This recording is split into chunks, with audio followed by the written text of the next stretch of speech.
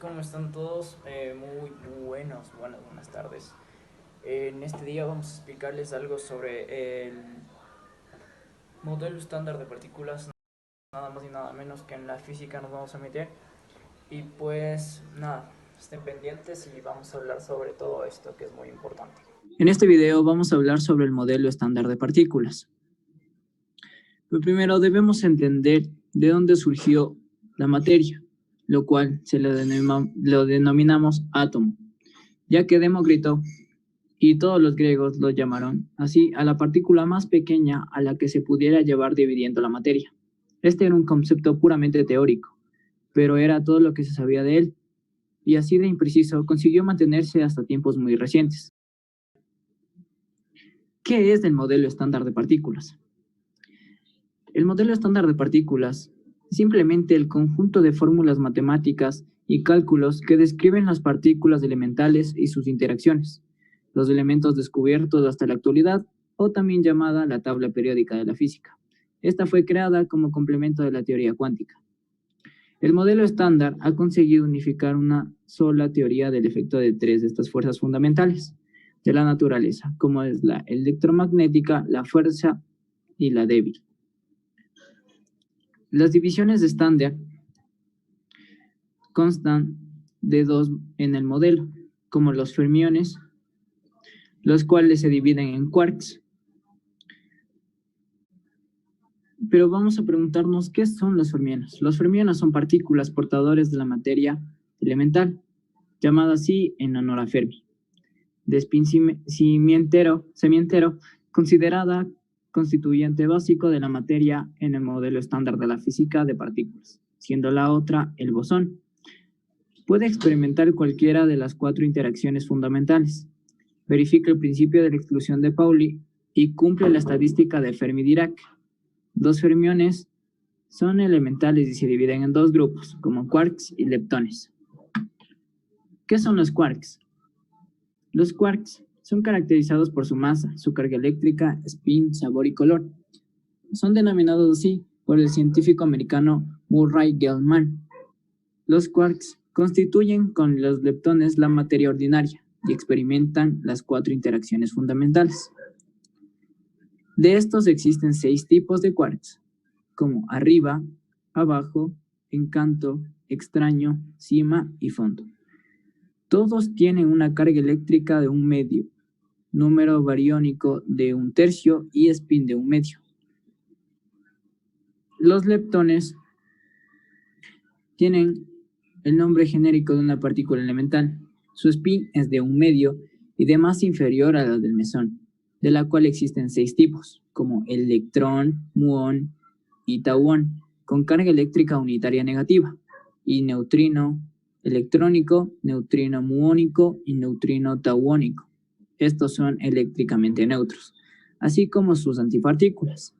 Su spin tiene 2 estados en los 3 primeros, que corresponden a su doble helicidad, y solo uno en los neutrinos. Es un fermión y constituye con el quark a la materia ordinaria. En cambio, los bosones son llamados así en honor al físico Chandra Bose. Es uno de los 2 tipos básicos de partículas elementales de la naturaleza, junto al fermión. Este se caracteriza por tener un número de spin entero o nulo y comportarse según la estadística de Bose-Einstein. Los llamados bosones de Gauge, que son los propiamente elementales, incluyen fotones, gluones y bosones. Son portadores de las interacciones fundamentales del modo estándar. Otros bosones son el de Higgs y todavía hipotético gravitón. Pero también debemos tener en cuenta en lo elemental a las fuerzas. Estas son la fuerza gravitatoria, la cual es la fuerza de atracción que una masa ejerce sobre otra y afecta a todos los cuerpos. La gravedad es una fuerza muy débil y una de solo sentido, pero de alcance infinito que actúa entre la Tierra y cualquier objeto sobre ella. También tenemos la fuerza electromagnética. Afecta a los cuerpos electromagnéticamente cargados y es la fuerza involucrada en las transmisiones físicas y químicas de átomos y moléculas. Esta es más intensa que la fuerza gravitatoria. Puede tener dos sentidos, atractivo y repulsivo, y su alcance es infinito. Además, lo constituye la fuerza de interacción nuclear fuerte. Es la que mantiene unidos los componentes de los núcleos atómicos y actúa indistintamente entre dos nucleones, cualquiera que sean, protones o neutrones. Su alcance es del orden de las dimensiones nucleares, pero es más intensa que la fuerza electromagnética. Y al finalizar tenemos la fuerza nuclear débil, la cual es la responsable de la desintegración beta de los neutrones. Los neutrinos son sensibles únicamente a este tipo de interacción. Su intensidad es menor que la de la fuerza electromagnética y su alcance es aún menor que el de la interacción nuclear fuerte. Tenemos la figura del modelo estándar. Los 6 leptones y 6 quarks se agrupan en 3 generaciones de partículas, siendo la masa media lo único que las diferencia. Se especula, a falta de comprobación experimental, la existencia de una cuarta generación, que sería la primera de la secuencia. La materia visible en el universo está formada por partículas de la primera generación, quarks arriba y abajo y electrones y neutrinos. Las partículas de la segunda y tercera generación son inestables y decaen hacia partículas de la primera generación. Los bosones no decaen en generaciones.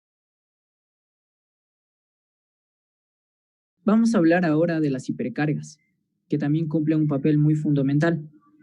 Pues tenemos las hipercargas de manera fuerte y una hipercarga de manera débil. Pero primero, ¿qué son las hipercargas? Son los elipsis frecuentes de hipercarga.